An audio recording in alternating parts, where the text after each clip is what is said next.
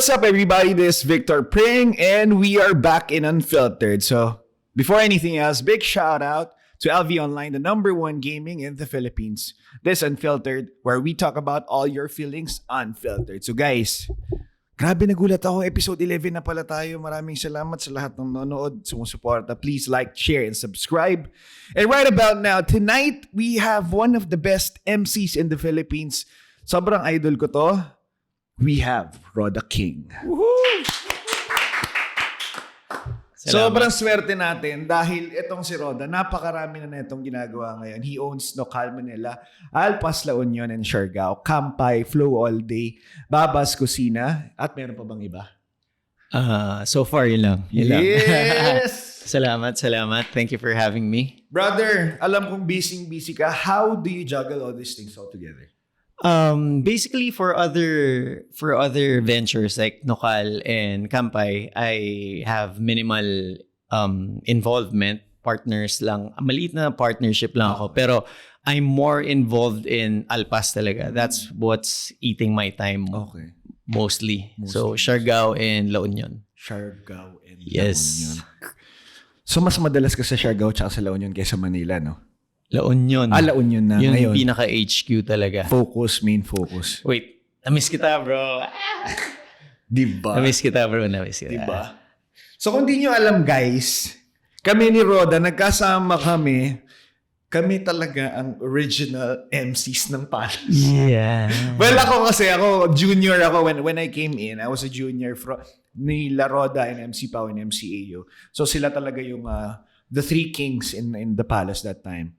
So I'm sure our listeners and our viewers would like to know, how did you started with your nightlife industry before we get into the business? Nightlife industry. Well, actually, it started out a few years after college. One of my friends just randomly told me na, labas ka ng labas, pagkakitaan mo kaya yung labas mo. Diba? Kasi lagi kang lumalabas, lagi kang gumigimik, gastos ka lang ng gastos, bakit hindi mo pagkakitaan? So, yeah, I tried it out. And then, one of the first was, I think, Amber pa yun. Amber sa strip club. Tama. Strip. Mahilig ka sa strip. Word strip. Mahirap ka sa strip club, ba? Word strip. Tama. Yeah. Amber sa Port Strip. Yeah. Kay Jessie Suaco to, di ba? Yes. Shout out kay Jessie and Howard. Thank you for giving me that opportunity. Salamat. So doon ka agad, wala ka ng mga intro MCs or parang... MCing followed after, a few years after. So, parang, I would try out. I would get the mic. Pag lasing na lasing ka na. So, anyway, it actually started in one of the clubs in Makati, Fiamma pa nun. Fiamma. Nung bago pa yung Fiamma nun. College days ako nito. College days. So, nung bago pa yung Fiamma nun, one day, yung MC nun, nag-call in sick. Like, last minute. So, the owner, Carlo Trillo, just gave me the mic and I was like, bro, di naman ako MC. Wala akong alam dito. Ang sunod na inabot niya sa akin, isang bote ng Black Label. Yung Black Label. Sabi ko, okay. Game. Hinaf ko. Yung Black Label. Ako lang mag-isa. So, I don't really remember what happened. But the rest is, I guess, history. The rest is history. So, that's where it all started. Yes. So, sa mga listeners natin na hindi nakakaalam, no, I think 80% of MC careers na buo sa pagiging nag-call in sick yung MC that night. Because that's how I got my career as well started. And salamat po sa mga nagkaroon sa sakit na MC. At dahil po sa inyo, andito na kami ngayon. For you, what was the biggest event that you did? I'm sure you have done a lot. You have shared the stage with multiple international artists. Mm-hmm. One of the biggest, I would say, one of my favorites before was the Sonic Carnival. So it had a good run for 2 years. Yes. But those 2 years were amazing. Intense. Like, galing. Nag-Axwell pa yan, di ba? Axwell, Nervo, Oo. Steve Aoki. Tama. Yeah. Pretty good Crazy. lineup. Solid 2 years. And of course, Lee Boracay. Oo, Lee Boracay. Saya. I would say na Pilipinas ata ang pinaka-nauna sa pinaka-solid ng mga international festivals here in East Asia. Crazy that. Pero if you guys notice, nung sinabi kong Lee Boracay, medyo napapause si Victor Pring. Tumingin sa taas. Tapos mga 5 seconds. Dami kong hindi pwede sabihin dito. Pero, gusto mong ganun ang usapan natin. Kasi pwede naman Dive! Good. It was good. Masaya talaga. Mainly because, kaya ako napaisip is because of the good memories we had. Syempre, the people we met, the time that we spent with those people. At syempre, timeless kasi yun eh. Yung mga panahon na yun eh. That time, the government wasn't so strict with the regulations tawag dito, yung sakalat. Correct. Diba? Pwede ka maglagay ng stage sa Boracay. Correct. Ngayon kasi bawal na. Yes. So, iba yun. It was a different time then. But how the government is dealing with it right now is mas okay na. Yes, definitely. I mean, we had a good run. But then again, I feel like the island couldn't handle it anymore. True. The crowd, 25,000, 50,000 in one stretch of like 3-kilometer stretch island. I don't think they can, accommodate everyone. Tama. So, sabi nga nila, if you're sober, you're conscious about your environment. But when you're drunk, obviously, wala na. Talagang masisira talaga lahat. Tama. So, since nabanggit mo yung sober and drunk, ano masasabi mo dun sa alcoholism and drugs in the nightlife industry? Oh yeah, it's real. Like, yeah, it's I think it's by choice. Yes. But when you're starting out, I don't blame the new ones coming up. Like, they constantly need to be, Dosed in. under the influence of Tama. something. Kasi wala eh. Tayo kasi ang natin talaga, bottle juice, orange juice. Sito-sito lang. Sito-sito lang tayo. Yun talaga. Kaya ako natanong yun kasi nagugulat ako. I mean, everywhere I go now. Kasi nung bago tayo magsimula kanina, tinanong kita kung nagigig ka pa. Sabi mo hindi na, wala ka ng time. So ako, after the elections, after the long pandemic period, parang sabi ko, ba't ganun yung mga kids ngayon? Grabe sila. Parang mata ko. Hindi ako sure ako yung mga manonood neto. Lies! Lies! Yeah, alam nila, mabait ako. Well, anyway, since nabanggit mo nga ang pinaka-solid was Sonic and Lee Boracay. Bukod sa akin, sino pa ang paborito mong nightlife? Yan. Siyempre, sa nightlife. Give me 3 DJs and 3 MCs. DJs and MCs. Okay, so 3 DJs, 3 MCs. Yes. Okay, let's start out with MCs, of course. Siyempre. Kayong tatlo. Like, ikaw, Yes. MC Pao, Yep. Ron Thug. Yes. Like, hands down. Wait. Before you continue, would you say our time before, medyo kinilabutan ako sa tatanong sa'yo. Our time before was the hardest in competition. Oh, yeah. It was, Diba? everyone is friends. Diba? But it was a stiff competition on how you can be different, on Tama. how you can elevate yourself, on how you can, deliver. Tama. Iba rin, iba. Kasi, I mean, there are a lot of good artists now coming up, but mostly, I think parang mas gusto nila yung clout rather than the performance and rather than the, experience of it. So, Yeah. diba? Yeah, actually, you can say it's a different ball game then kasi I would say that the parties before would be way different than the parties right now because I recently went out and then iba talaga. Iba parang, na, no? Iba na yung atmosphere. I don't wanna say ours was better but it's a different generation. Tama. So parang yung atin, sobrang laki pa ng mga music festivals. Tama. Sobrang laki pa niya. Like, every music it would be like 5-6 music festivals going on every year. Tama. Diba? Iba. Ngayon, after the pandemic, it was like cut short na wala. Biglang Tama. wala kagad. And also, before that, performing in Valkyrie and Pool Club every night, para tayong may festival. Oh. Dahil ang attendance natin every night was around 2 to 3,000. Yes. So para yes. tayo nag-festival every night. Agree. Talaga. Agree. Well, sorry to cut you off there. But the 3 DJs that you love spending your time with. Walang magsiselos dito, Walang magselos sa inyo. Hindi, pero before I continue to the DJs, I would have really to give a shout out to you guys also and the MCs right now. Kasi like I always would say, ang mga MC, wala silang practice sa bahay. Tama. You can't, mukha kang sira ulo nun pag nag-MC ka mag-isa mo sa bahay, di ba? Even though if you're listening to something, hindi mo siya magagawa eh. Tama. It's, by fire ka agad. You're Yes. thrown into the pit. Oo. Di ba? It's either people love you or people hate you. And you would see that personally. Like, titignan mo yung crowd. Yung iba talagang titignan ang masama. Like, Parang, ano pinagagawa mo? Anong gagong Which to? I myself also experienced kasi hindi naman, no one started out really good. Oo. No Totoo. one. Totoo. Even Pao, even me, even Rontag, even you, like, constantly every night you get to practice that. And then as it goes on, as time goes on, you get real good and you get the flow of it. Tama. Na muscle memory na lang sa'yo. Every time may drop, every time may blank, salita ka agad, Tama. pasok ka agad. Hindi siya parang DJ na mag-practice ka ng 10 hours every day.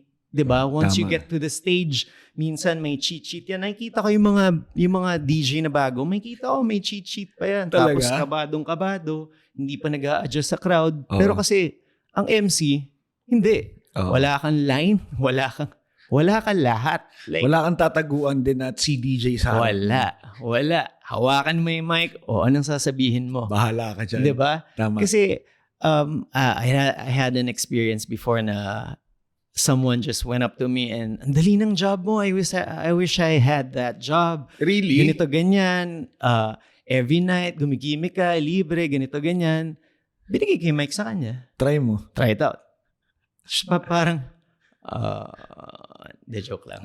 joke lang. So parang it's not easy. Oo. Like ayan. True. It's Yeah. good that you shed a light on Yeah. on the job of being an MC. Oh, it's always underlooked or underrated, sobra And na. underpaid. No. Oh my God. Pero ikaw 100,000 ka per event. Hindi. 150 po siya. So, pinag-aawayin namin yung 50,000. So, yeah. On to the DJs. Siguro, number 1, of course, si Ace. Siyempre. I've known Ace since we were College ba? College. Like, totoy pa kami. Kalasal mo pala sila. Yeah. Schoolmate. Oo. Animo. Yun. Pero tough ako. Tafat ng Binild. Tafat. Binild. Okay. Binildi ang mga... So, yeah, si Ace, naabutan ko pa siya nung college pa lang kami and nagbo-burn pa lang ng CDs. Kasi that time CD pa lang. Puro CDs. And you Oo. would see DJs coming in with a big backpack or stroller. Maleta. Na mga bigat. Tapos albums and albums and albums. Ang galing. Kasi alam na nila yung mga progression Kabisado ng CDs na nila. Ang galing. Like kahit makikita mo sila Lasing na out of their wits. Talagang kahit bubuklatin nila. one eye closed. Yan, tuloy-tuloy. Alam na nila. Galing, no? Galing. Ibang klase rin talaga. Like, it was magic din. Tama. Magic. Oo. So, yeah. Ace kasi, I guess he is one of the most versatile you would know. Yes. Like, super versatile niya. You want big room, small room, 80s, 90s. Rumba, Zumba, kayang-kaya niya. Zumba, hip-hop. Yun. Galing. So, next would be, for me, I would have to say si Martin Pulgar. Siyempre. Oo. Love Galing. na love natin yan. Oo. Kahit grumpy siya. Diba? Yun nga yung love Mga words, natin diba? dun eh.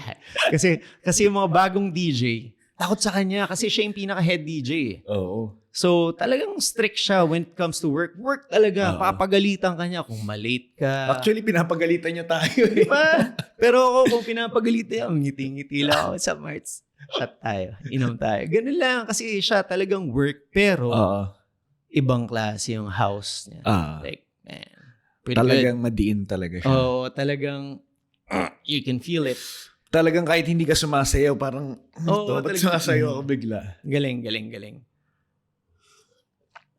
Also, the reason why we love Marts as well is uulitin ko yung sinabi ni Rico Arce na I think because Marts is the one that siya laging dumediretso sa atin. Yeah. Pagka meron tayong, siya lagi ang naglalagay sa atin sa tama, sa trabaho natin. Kasi the nightlife can be so fun minsan at minsan nalilimutan mo rin na parang trabaho pala to. And Martin's always there to guide us to the light. Check you. To check us. Check ka ng konting job lang. Kaso nga lang yung job niya medyo may dugong lalabas sa'yo eh. Pero I appreciate that from Marts kasi talagang sasabihin niya kung may mali or what, 'di ba? Hindi yung parang ibang DJ na ibang DJ or MC or ka-work mo na parang bahala ka na sa buhay mo, matanda ka na. Siya talagang, hindi pare, late ka eh. Tama. Ayusin mo yan, agahan mo. Diba? Which is, yun. Matatakot. Yeah. Nga pala, no? Late tsaka may consequences. Like, you're parang accountable to being late. Accountable ka. Sabihin sa'yo, bro, next late mo, suspended ka. Tama. Talagang, ikaw, it'll keep you in check na okay, sorry. Tama. Sorry. Napaisip ako sa suspend, parang nga pala, pare-pares tayong suspend. Suspend na. Ikaw, ako, yan. Si Ace.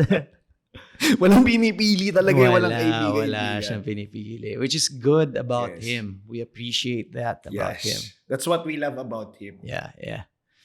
So, third one. Medyo mahirap to. Walang magtatampo, guys. I'd have to say si Yurik. Yurik. Like, yeah. Ang dami kong napapakinggan na hindi ko alam. Like, he would play. Ang favorite pa niya is pag may bago siya, papatugtog niya sa akin. Papatugtog niya na hindi niya sasabihin sa'yo, tapos titignan kaya. Nice ba? Okay na. Parang, okay. Diba? Okay. Kasi, ayun, sa industry din natin, we've been partnered up with basically almost everyone. Yes. And you would know the style of each and everyone. And we're not gonna name names, but some DJs are very complacent that their playlist is always the same. Tama. Diba? Whether it be a gig outside of a club, a wedding gig, or a corporate, or inside the palace, or kahit anong club. Alam mong, minsan yung progression na hulaan mo na, alam mo na yung kanta. Tama, kabisado mo na. Maraming ganun na DJ. They get, very complacent na, boring. Okay, yan. Di na nila nagugustuhan yung trabaho nila. And what I love about Yurik is, parang meron siyang sariling space niya. Yan ang gusto ko kay Yurik. Bahala kayo dyan, may sariling space ako dito. Yeah. May tugtog akong sarili. Bahala kayo dyan, basta kami mag-enjoy kami dito ng barkada ko. Diba? Correct. So, big shoutout to DJ Yurik. Yun. At, anong ma-advise mo sa mga MCs na up and coming ngayon? Up and coming ngayon? Well, of course, number one is you really have to focus on your craft. Yes. It's not just, mindless blabbing every night. Tama. Sabi ko nga lagi sa mga bago pag nagtatanong, laging ang important rule is someone is always listening intently on what you're saying. Yep. Hindi ka pwedeng, put your hands up. Man, no. No. Diba? You have to make sense of what you're saying, then Totoo. Engage with the crowd, and then, and then don't talk over vocals. Yun din. Like, di ba? Huwag ka rin mag-sing along. Huwag ka mag-sing. Oh my God. Ginawa mong KTV. Yes, maraming ganun. Lalo na syempre, pag lasing na, huwag mong gawing KTV, huwag mong gawing karaoke. Walang points yan. Wala. 99. Pero di ba, maraming ganun eh. Like, they would talk over vocals or Like, be disciplined enough to talk when, may gap. Tama. Yun eh. That's when you come in or go with the beat. Yes. Yun eh. Tama. You would know it. Yeah. So best two is number one, focus on your craft. Focus on number your craft. two, wag kang mag-KTV. Wag Joke lang yun. Number two is basically work on whatever you're doing. Kasi Yeah. us MCs has different flows, different voices. Like when Roda was being an MC then, Roda was feared because of sa lalim ng boses niya. Rich Sarto said, when I was starting, way back 2014, Rich Sarto said, hindi pa tayo magkakilala nun, bro. Hindi pa tayo nag-meet. Sabi sa ni Rich Sarto, you know what? Bilang ka ng ilang buwan, feeling ko kaya mo nang habulin si Roda. Sabi ko, bakit? Sabi niya, yung lalim ng boses ni Roda, bro. Sabi ko, tapos pinakita niya sa akin. Sabi ko, itong malaking katawan. Ang laki ng katawan ni Roda. Sabi ko, sabi niya, ito targetin mo si Roda. Sabi ko, okay. Then when we met 2015, a year after, sabi ko, okay, sige. That's so, yun, I think what we can suggest to the young MCs is focus on your craft, have your own flow, own style, and basically, wag mong gaguhin yung iba mong kasama. Oh. Don't shout. Like, stop shouting. May volume up naman. Stop shouting. Wag all caps yung salita mo. May panahon para doon. May panahon para doon. May small caps mo lang, may volume naman. Pwede mong angat. Okay lang. Meron ka na bang event na pinababa ka? Pinababa? Oo. Malaking event tas pinababa ka ng ano? Thankfully, wala pa naman. Thankfully. Shit. Wala pa naman. Ako pa lang pala, no? Shoot. Ay! Actually, meron. Anong event to? Oh my God. Oo, meron. After party, hindi. Yeah, tama. After party ni Macklemore. So, I was the one opening for it. So, hindi lang pag MC, I would VO din. So, VO Pool para club sa... to. Pool club to. Pool club siya. So, I would VO and then before the performance, kami din yung opening act and then performance. And as then, closing. I'm not sure if I got the memo that I was closing. Okay. So sa sobrang saya ko, Macklemore parang man, idol ko yun. What? Oh, diba? Height pa nun ng thrift shop. Tama. So, sobrang saya ko. Inom ako ng inom. Like, I was wasted out of my wits. Shit face, ganun. Oh my God. The usual Roda sa festival, ganun. Oh my God. Like, shit-faced is an understatement. Talagang barely walking. Tapos biglang, Hoy! Tapos na yung performance. Ang dami pang tao. Ikaw na yung closing. Oh my God.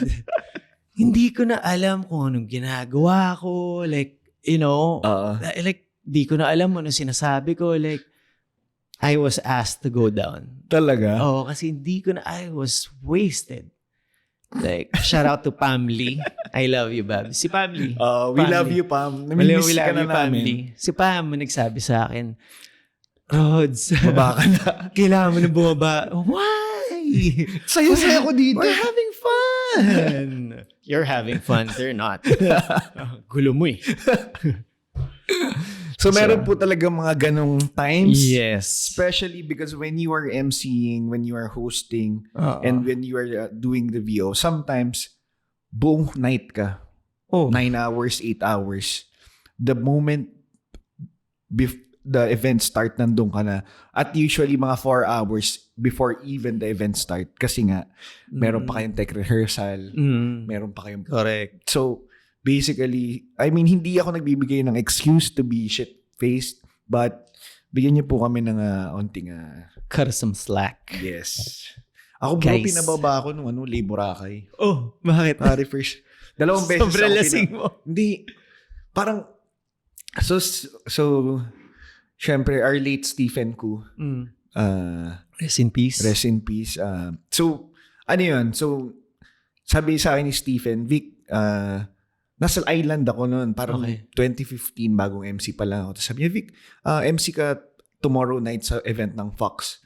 Sabi ko, televised? Sabi niya, televised. Ooh. Sabi ko, shit, televised? Parang, di ako parang, Parang pinatungan ka oh, bigat. Sabi ko parang, practice ako nito, practice. So, naglagay ako sa cellphone ko na mga sasabihin. Siguro mga 100 words na sasabihin ko. Habang nag-MC ako, siguro mga in the span of 30 minutes ata, hindi ako tumigil magdadadada. Okay. Tinawag talaga ako ni Stephen. Sabi niya, bro, sige na, babakan na muna. Okay lang. Tapos, meron pa akong isang event na pinababa din ako. Same year. Pagbalik ko naman dito sa, ano nga ba yung pinalitan ng Upus? Universe. So, Universe. MC na ako ng, ng Palace Group, Okay, Universe. nice. Di sabi sa akin ni Kay, Vic, ikaw na host. Okay. Sabi ko, pwede naman. Pare, hindi ko alam, mega event pala. Oh! Mega ball. Pare. Nagulat ako kasi nasa likod lang ako eh. Parang, doon lang ako dumaan sa backstage. Parang, okay, edi ako.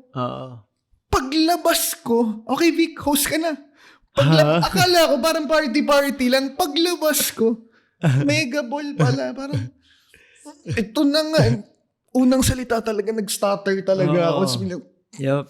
Sige Vic, wag na. Uwi ka na lang. Yup. Sabi ko, pwede ba doon na lang ako sa inuman mamaya? Yeah. Sabi, sige, doon ka na lang mamaya sa inuman. Well, nabanggit po namin yan because pagka gusto mong gawin yung ginagawa mo, katulad ng sinabi kanina ni Roda, wala namang pinanganak na magaling na agad dyan. Correct. You need those losses para mas gumaling ka palalo. And, Yes. yun ang mga challenge na na-encounter natin nung Yes. bago tayo. But I wanna ask you, since after MCing, or while MCing, you also did events production, tama? Correct. One of the biggest and one of the most, I think, pinakasikat was O-Ship. Oh, yeah. Di ba? Oh, yeah. I think it created a different, paano nga ba masasabi to? Ibang mundo sa sa nightlife. How many, parang dahil mong memories na naalala bigla Ilang O-Ship ba ang nangyari? I think 2 ba? Tama? I think 3 siya. 3. 3. So, first off, shout out sa partner ko. Until now, partner ko pa rin sa event, si Ryan Del Gallego. Ang pangalawang itlog kasi pareho kaming kalbo. What's up, Ryan? So, grabe, may kwento pala ako dyan. So, yun nga, we were talking about yung MCing Labor Day, gano'n. Grabe. It was a different beast yung Labor Day. Iba yun. I mean, I would say that the kids now were, I can't say we're kind of robbed, but should have experienced that intensity of partying. Kasi yung partying dati, as intense na parang pagpatak ng January, nakadiet lahat. Oo. Diba? Si Roda nawawala to sa Palace ng January. Isang Wala. buong buwan. Hindi ako lalabas. Kaya ang dami kong diet. gig ng January. Lagi akong nagsasub kay Roda eh. Buhat, diet, gano'n lang. Kasi everyone's preparing for that Labor Day weekend lang. For that weekend, everyone looks good. Tama. Talagang, alam mo yung rip na rip lahat. Pero talagang, I would say it's not slowly, it's fast picking up in La Union. Tama. Kasi La Union is not an island. It's a big city, so it can accommodate hundreds of thousands of people. Like, alam mong malaki siya. Oo. So, back to your question na O-Ship, partying. So, I have a story na during that weekend, so a little background of what I did. What me and my partner did was, it's a ship from Batangas to Katiklan. So it would take you about 7 to 8 hours going from Batangas to Katiklan. So during those 8 hours, party. Yes. Like, Dire-diretso lang. Oo. Rage Rage party talaga. Rage. So, every Labor Day, ang sked ko is mag-MC ako on the ship. And after we go down, pagdating namin usually ng Boracay, usually it's 12 or 1 p.m. Oo. So isipin mo, lasing na lasing ka. Sobrang init. Tunaw na tunaw ka. Oo. Tapos 2 to 3 hours after that, Sampa ka na. set ko na sa White House. Oo, ganun sunset yun eh. party na. 5, usually mga 3 o'clock, 4 o'clock, start na yun. 3, 4. So I would end around 8, 9, Yes. 1 hour or no breaks. Diretso na ako, Yes. epic. Next. Oo. So Oo. that would happen for like 4 straight days. Tama. 'Di ba? I'm sure alam mo na rin yan, yung tipong nasa bulsa mo na yung Kamilosan, kulang na lang inumin mo na siya, hindi na Oo. siya spray.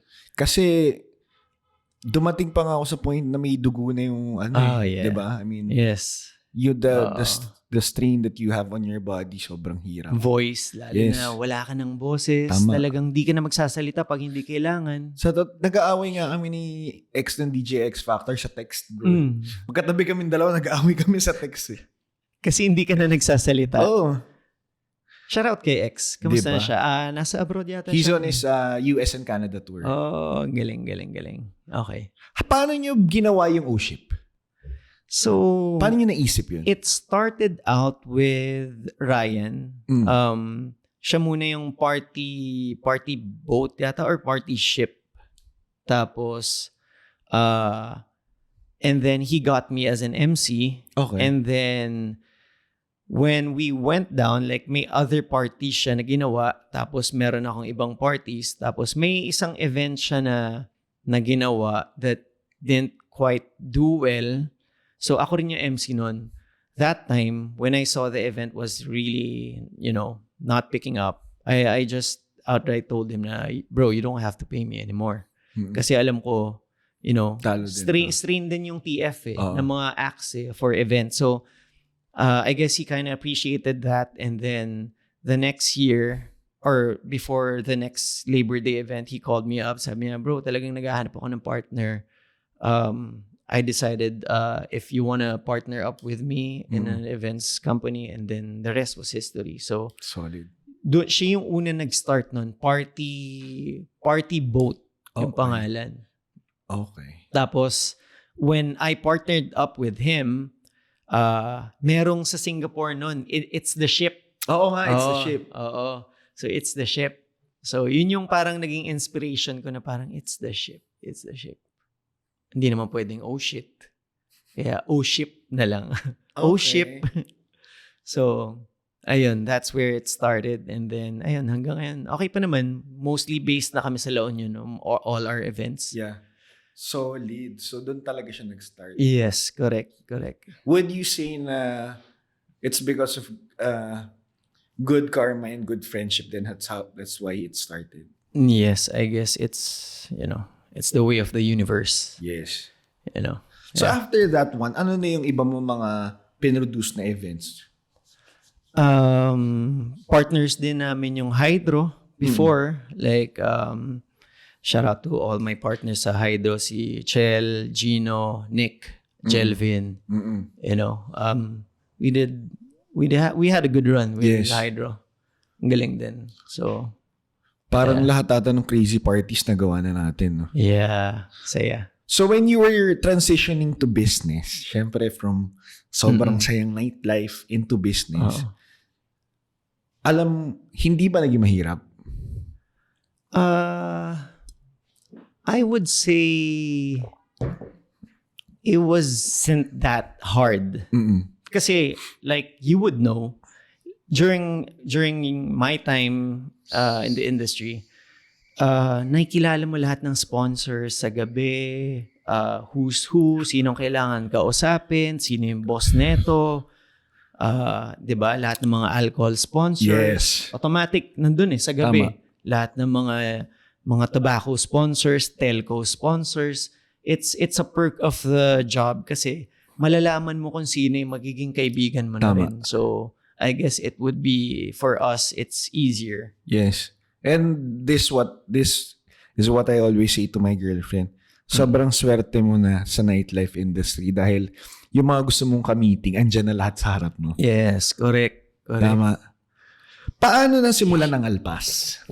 Alpas. Yes. Kasi, I think, so tumalon tayo from your college days to going to an MC, then to producing your events.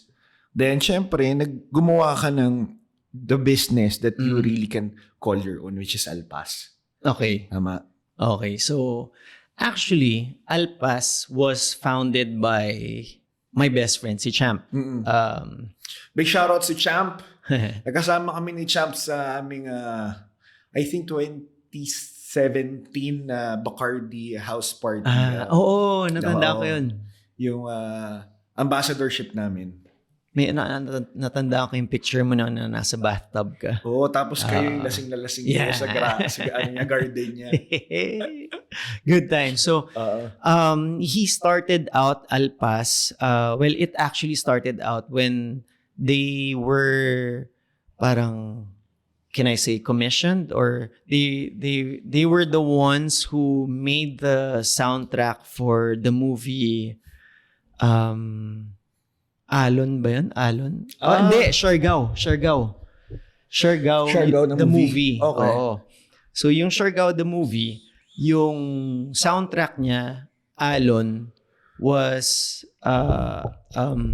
written and performed by Hale. So sila Champ. So when they were there, one of the locals, shout out din sa partner ko, si Donna. Yun. So nilapitan siya, parang, sir, baka may gusto kong gawin, ganito, ganyan. So he and Chino, yung younger brother ni Chino Louis Pio. So nilapitan sila, tapos they went to Siargao.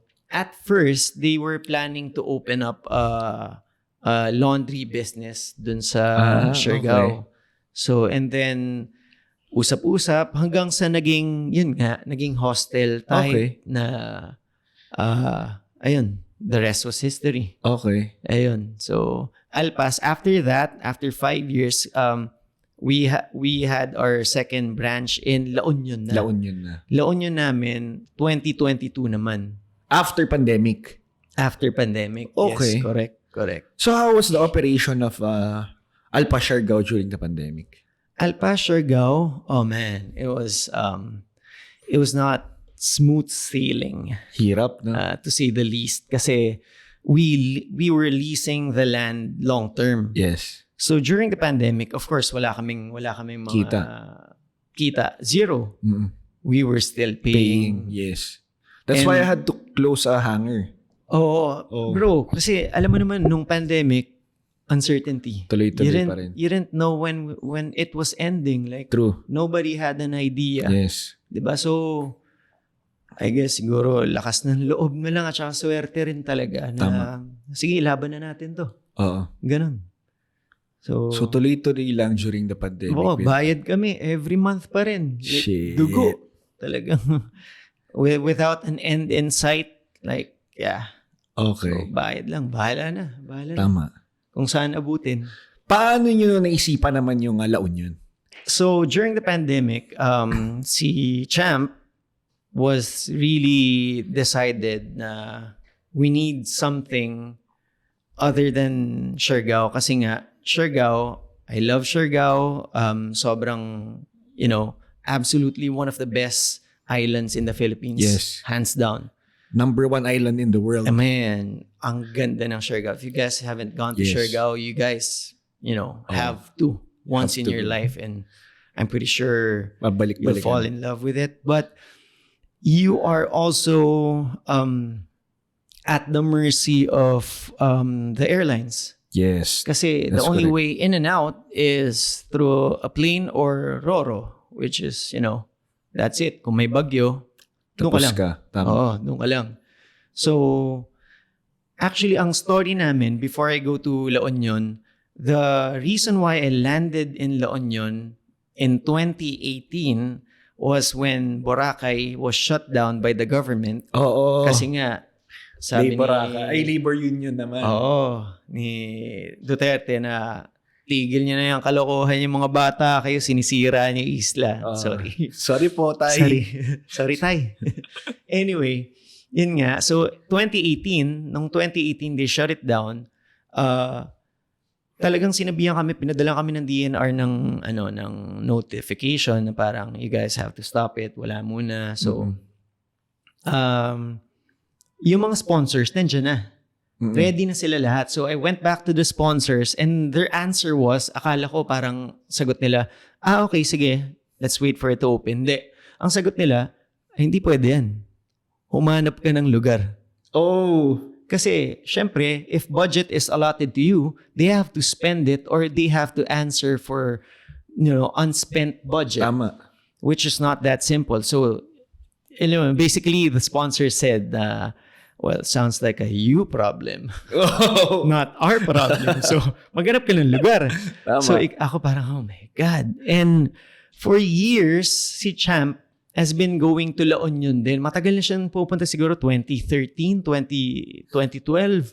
Pero every time he would invite me, yun nga, it's either summer, Holy Week, Labor Day, nasa Boracay tayo. Dahil nasa trabaho. Oo. So, pag nasa Boracay tayo, hindi talaga kaya. I would love to, but I didn't have a chance. So, when Boracay was shut down, January, as in right after the gig ko sa Palace, drove off to La Union and instantly fell in love with it because, yun nga, iba rin. Like, La Union, community, food, Tama. the vibe, you would also know it's different. Yes. You guys have to experience it and go there yourselves. Kailangan ma-experience yung the local community. Yes. Tsaka yung support ng local community. Oh, iba rin. I mean, Surigao has a big community. I love those guys. Sila, shout out to Chi. Pero iba rin yung community ng La Union. Masaya rin siya. Like the vibe is really. Plus also like what you said nga, it's only a drive away. Correct. Especially with the government's new roads na binayaran natin ng taxes natin. Oh, yes. Diba? 3.5 hours na nakandun ka na. 3.5, 4. Diba? And it's, I would say, one of the most pleasant drives you would make. Tama. Kasi flat road. Dire-diretso lang. Isang dire-diretso hanggang dulo, kaliwa. Yun. Pagtapos ng Rosario na exit, wala na. Wala na yun. Yun yung, paglabas mo, ka-exit mo, diretso lang sa beach. Correct. Yun. Rosario, after nun is, yun na yung mga towns that would slow you down. Yeah. But, ang bali-balita nga, gagawin na yung Rosario exit hanggang Baknotan daw. Tama. Dire-diretso. Dire-diretso talaga. Dire-diretso. So, when did you start construction ng Alpas La Union? We started construction ng Alpas La Union nung May 2022. Ang bilis lang. Oo. So we started out with an events place, parang amphitheater stage, and then a coffee shop. Okay. Tapos now, we're in the process of building the accommodations, yung mga villa. So, which will be done in, hopefully, optimistically, siguro mga 2 months. 2 months from now. Okay na siya. Finishing na. So, sa mga gustong pumunta sa Alpas La Union, magkano ang fees? Fee. So, we're still debating on it. So, I'm proud of my partner, si Champ, lalo na especially because na-sponsor kami ng Tempur. Okay. So, lahat ng mga kama nyo. pati unan, uwiin ko yung iba. Joke lang. Puro Tempur siya. So, it's gonna be on the higher end. So high-end market. High-end market. So, we're still deliberating on how much we are charging. But I'm pretty sure it's not an arm and a leg. So, it'll be fair. Daliri lang. Putulin lang yung daliri mo at saka tenga. Pwede na yun. Pero, yeah. So, I am sure they're all excited with syempre the accommodation of Alpas La Union. But gusto ko naman balikan yung nangyari the few weeks ago. Oh man. I know actually, this is heartbreaking. Before this recording, I actually it was a few days ago. Ago. A week lang yata or 5 or 4 days, yeah. So before going in Yes. here, we were just talking about it. So,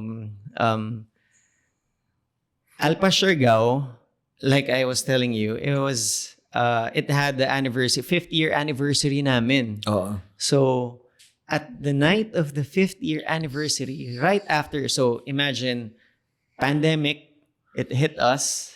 Right after the pandemic, Odette, literally flattened out. Parang plinansya yung buong Alpas Siargao. Kasi back then, it was just nipa, talagang kubo fields na naka-aircon. So, nung tinamaan ng Odette, like Category 5 typhoon, flattened out. Pagtingin mo, yung tipong printer namin nasa puno, nasa kalat-kalat, talagang plinansya. So, I think, if I remember it correctly, yung mga dates talagang tinandaan ko. December 16, 2021. Mm-hmm. Yeah. So kasi nung December 13, 2021, we had the meeting, medyo slowly opening up na lahat eh. Yes. So kami, yes, makakabawi na tayo sa wakas. I love it, ganito, ganyan. 3 days after. 3 days after, 16, the storm hit.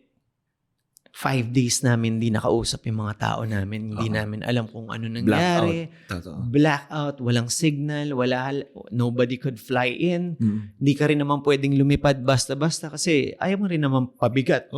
Pabigat lang kami dun pag pumunta kami. So, si Chino, shout out to Chino, bro. He was like, he carried the heavy load of rebuilding everything. Wow. Heavy load. Like, siya lahat nag-rebuild, siya lahat nagbantay, siya lahat, everything construction-wise, and even raising the funds, diluting personal shares of them. And then, after rebuilding it from Odette, like we were talking about before we went in, on the 5th year, the night of the anniversary, me and Champ, we were in my room sa La Union. We were talking about anniversary din namin ng La Union. First year naman yun. Kung anong plano, mga banda, execution-wise. Biglang may nag-message na, is Alpas okay? Ako parang, yeah, I guess. No, is it okay? Tapos after a few seconds, nagpadala siya ng picture. Parang may bonfire. Okay. It's in our general area, I guess. Okay. Tapos after a few minutes, 5-10 minutes, may nagpadala. Mas malinaw pero video. Tapos nasa video, nasa harap yung signage namin. Yung signage namin, parang ako, parang tawag ako kasi kay Champ, Meng, parang sa harap natin to. Tingin, oo nga, parang sa harap natin. Shit, parang sa harap natin. After a few more minutes, friends started to send in videos. Sa inyo nga. Kitang-kita, ang linaw na signage. Tapos umuusok lahat. Tapos apoy. Parang kaming dalawa. Sorry for the language. Tangina. Atin yata to, bro. Tawag kami sa manager. Manager namin. So, ginising pa namin. So, pumunta mamaya. After a few minutes na naman, tumawag, Kuya, atin nga yung nasusunog. Alam mo, parang it was a long ass sigh. Tingin na lang kami parang I guess, yeah. It is what it is, bro. Back to work. Tama. Back to work. Magagawa eh. Ganun talaga. Parang no use in, Tama.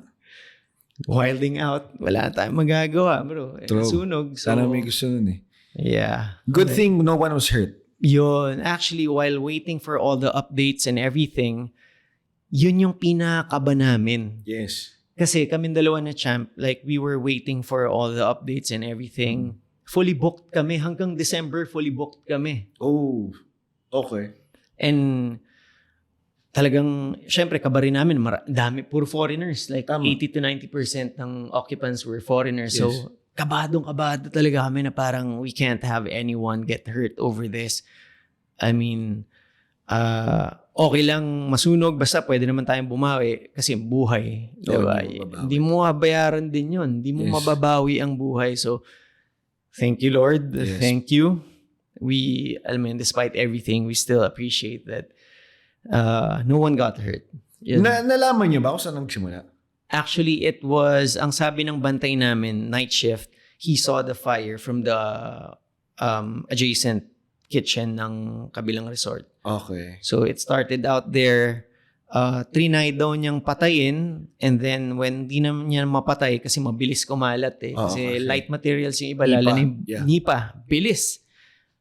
He decided, which is thankfully may presence of mind siya na, well, he had to wake up everyone. Ginising niya na lahat ng mga nasa loob na occupants na, okay, time to move out. Okay. Buti na lang. At least. Yeah. So, when ang reconstruction ng Alpas, Siargao? ASAP. So ASAP. ngayon, thankfully, I want to thank if you guys are watching, all the friends. Iba, galing. Galing talaga. Doon mo lang malalaman if you're in a tight spot, doon mo lang malalaman talaga yung mga kaibigan na Totoo. anytime talagang in a heartbeat, tulong ka agad. Like, we really appreciate all the people that help, nagpadala ng donations, Yes. ang laking bagay. We have this, si Chino has a Chilean architect friend that would do everything for free. Okay. Architecturally, rebuild everything, remodel, lahat, bago na. Wow. Galing, like for free. Tas ang galing. Appreciate everyone that helped. You know who you are. Salamat. Thank you. So, would you say na ang pinakamagandang mabibigay mo na story for your business journey is resiliency? Oh, yeah. There is no straight line from point A to point B or wherever you're going in life. If you're expecting it to be a straight line, you're in for a surprise. Yes. No, hindi. It's not a straight line. It's zigzag. Tama. But yun nga kami ni Champ, like, whenever there are challenges or anything that comes up, we look at it in a different perspective na we enjoy na natin tong challenge na to kasi it won't last forever. Tama. Like, maganda yung kwento afterwards Tama. Diba? Kesa you get bogged down by, oh my God, na bagyo, oh my God, na pandemic, oh my God, na sunugan. Tama. Enjoyin mo na lang. O tara, next On to the next up. one. On to the next one, bro. Sa'yo naman to. Sige na. GG, as they would say. GG lang, bro. Take it as it is. Yes, take it as it is. For you to have been in the nightlife industry with a very flourishing career, for you to operate multiple business, own and operated multiple businesses, ano ang matitip mo sa longevity? Longevity. Yes. As an artist and as a business owner. For both as an artist and business owners or business owner, you have to adjust, like as they always would say, the hardest ones are the first to break. Tama. Ang pinakamatigas, ayaw gumalaw, ayaw mag-adjust. They are the first ones to go, die out, or break. Tama. Ika nga ni Bruce Lee, Yes. be water, my friend. Like, alam mo yun, adjust to the times. Kung hindi Like, magiging dinosaur ka. Correct. As in, I would have to commend you, bro. Thanks, bro. Thank you. Like, I would have to commend you that out of all the, ilan lang ba ang MC na naging business owner, na naging host, podcast, Thanks. na naging DJ, Diba? 'di ba? Kasi if you would know it, I would know it. Like, in our industry, everyone's your friend, but then again, at the side, if you're doing something, maraming side comments. Like, alam mo yan, you would know. Tama. Like, maraming side comments. Ano pinagagawa nito? Ano ba? Alam mo yan, parang there's always an attack or a doubt on you. And I would really have to commend you that no fear ka. Thanks, bro. No fear. Rather than thinking about what they have to say, just fucking do it. Thanks, bro. Like- Thank you. Like, diba? Kasi, wala nga eh. Actually, ikaw lang. Kasi, do everything that you can while you can. Diba? Yes. Parang ganun eh. Because Diba? one day we will hang off the hat. Oh, yeah. Diba? Yeah, diba? You don't want to be on that deathbed and saying to yourself, shoulda, woulda, coulda. Tama. Diba? No fear. At this point in our life, you have to have no fear. That's why I commend you that you're not afraid of making mistakes, failures, you know? Yes. Kasi yun yung that's the number one thing that's holding us back always, is the fear of failure. Yes. Yun yung number one. Yan. So, ang masasabi ni Roda and tip niya sa mga gusto magsimula is, number 1, be resilient in what you're doing. And number 2, syempre, don't be afraid. Kumatakot sa gusto mong gawin. Katulad na sinabi niya when we started the podcast, guys, walang pinanganak na magaling. Correct. Walang pinanganak na Michael Jordan na agad. Walang ganon. Take your time. Along the way, madadapa ka, masusugatan ka. But, di mo alam, baka pagkagising mo bukas, may alpas ka na. Oh. Or may band-aid ka. Hindi, sure ball yun. Sure ba may band-aid ka? Sure ball yun. But those scars, what makes life more beautiful. Yes. Diba? Yes, correct. Paano mo na-juggle ngayon ang time with being a business owner and with you having a daughter? Oh, man. I love being a father to a daughter that, Yes. you know, parang twin ko siya. Oo, sobra. How do I juggle it?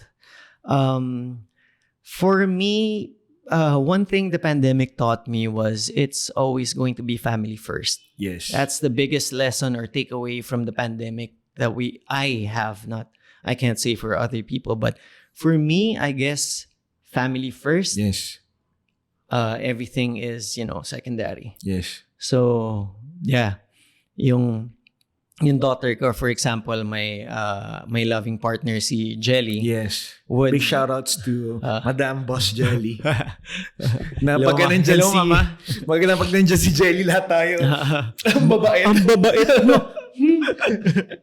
Pero, yun nga, parang, kunwari, may work siya, my daughter would call me na, walang magpapatulog sa akin. Talagang, even if it's just a day or two, I would drive down from La Union. Okay. And then, yun, samahan siya kasi may event si Jelly kasi hindi siya sanay na natutulog na mag-isa lang or ayaw niya. So, yun, sasamahan ko siya 1 or 2 days, drive pabalik na La Union. Magpapatulog lang ako. Pero I love it. I love it. No complaints at all. I love it. So yeah, yun yung takeaway talaga. Family first. Kasi during the pandemic, that was one of the beauty of the pandemic is you're with your family 24/7. You get to know them better. Tama. Diba? Ang galing. You would appreciate a lot from them. Kasi minsan kahit kasama mo 24/7 yung isang tao, hindi mo pa pala sila kilala. Oh my. Yeah. Diba? Partner or family member. I'm sure ikaw, marami ka ring na-discover sa kapatid mo. Hindi, wala si Joy. Actually, nung pandemic, mag-isa lang talaga ako sa bahay. No way. Oo, kasi my mom has her own place. Joyce has her own place. Okay. Ang kasama ko nung pandemic, si Gab Valenciano. Big shout out to my brother, Gab Valenciano. I miss Gab. And of course, syempre, one of my best friend, Carman. So, bro. Big boy, Garman. Diba, bro, pinupuntahan lang nila ako sa bahay. Ako yung parang family-less na. Ang galing. Ang galing. Okay. So, mas nakilala ko yung aso ko nung pandemic. Ano ugali ng aso mo? Anong schedule ng wiwi niya? So yung aso ko, kahit anong pakain mo sa kanya, bigyan mo siya ng kahit na love niya ako. Okay. So guys, we have been talking a lot about life inside nightlife, life outside nightlife. Bago tayo matapos, gusto ko kang magbigay ka ng advice mo. Advice. Sa younger Roda King. Advice. Because there are a lot of I mean, when I was starting up, I was looking up to you until now. Oo. You have owned and operated multiple businesses. You're very successful in your music career, in your life career. Maraming gusto mapunta yung gustong nagawa mo. From being, nag-model ka dati, di ba? Hindi ah. Hindi, di ba? From syempre, modeling to nightlife performances to events, production, and now to a business owner. Ano ang ma-advise mo sa kanila? Because what I can only say is time really teaches you a lot and you had your fair share of it. Oh yeah. One thing that came up to mind agad when you were asking me that question is, I guess I could consider myself very, very lucky because when I was promoting, going out, emceeing, doing events, and now business, to be honest, I never really had that exit plan that I would like to tell all our friends in the industry or whoever. Like, kasi when you're in the zone, you will never think about your exit plan. Like if you're the number one MC, regardless if you're the number one DJ. I was fortunate enough, I guess, to have an exit plan land on my lap. Kasi, to be honest, I never did have an exit plan. I never did have an exit plan from promoting, going to MC, and then MCing. My exit plan was events, and then from events, it became business. Yes. To be honest, I was just lucky. Blessed. Like, yeah. #blessed. Yes. Pero I never had that. So I would like to, impart that a little bit of knowledge, I guess, na if you're emceeing, if you're new in DJing, like be good at what you do. Pero also put into mind that you won't be doing that forever. Hindi kaya. Hindi kaya, bro. Hindi talaga. Kaya. 'Di ba? Kahit anong ginagawa mo ngayon, you're not gonna be doing that until you're 90 years old or 80 years old. You always have to have that exit plan in the corner. Yes. Like you have that goal, but you also have that exit plan in the corner. What's next? And then after that corner, what is next? Yes. So, which is ang galing mo din. Going back to you. Thanks, bro. 'Di ba? Kasi ang dami. Like, 'di ba? DJing, MCing, hosting, podcast, promotions, like, social media. Ang galing. 'Di ba? So, alam mo yun, that is one advice that I would want to give to all our friends still in the industry or coming in the industry, that you always need to have an exit plan. Yes. I would say be perspicacious. Yeah. Because you would never know kung kailan yung next opportunity. Correct. I mean, yung mga opportunity na dumating sa'yo kasi opportunities come every day. But when opportunities came your way, talagang you made the most out of it. Correct. Diba? Correct. So, again, guys, I am Victor Preng. This has been Unfiltered. So, I hope meron kayong natutunan. So, number one gaming site in the Philippines is LV Online. You can download it. You can play www.lvonline.bet. And I'd like my friend to, syempre, ikwento mo naman sa amin, ano ba at saan ba nila makikita ang Alpas? Okay, for Alpas, actually, as we are speaking, August till the whole of September is the 1-year anniversary of Alpas La Union. Perfect. Ano yung mga makapapanood nila? So we'll have a lot of artists. Like we start out with August 25, Mayonnaise, wow, Monty and the boys from Yellow Room. And then sunod-sunod na yun, Monty, will have Hale, Ebe, Urban Dub, sila Gab, shout out to Gab. Panalo. Ang dami. Punong-puno. So every weekend, starting from August 25 to the whole of September, we'll be having bands play in Alpas, La Union. Tama. So, and it would also be a way for us to raise funds to help rebuild Alpas, Siargao. Yes.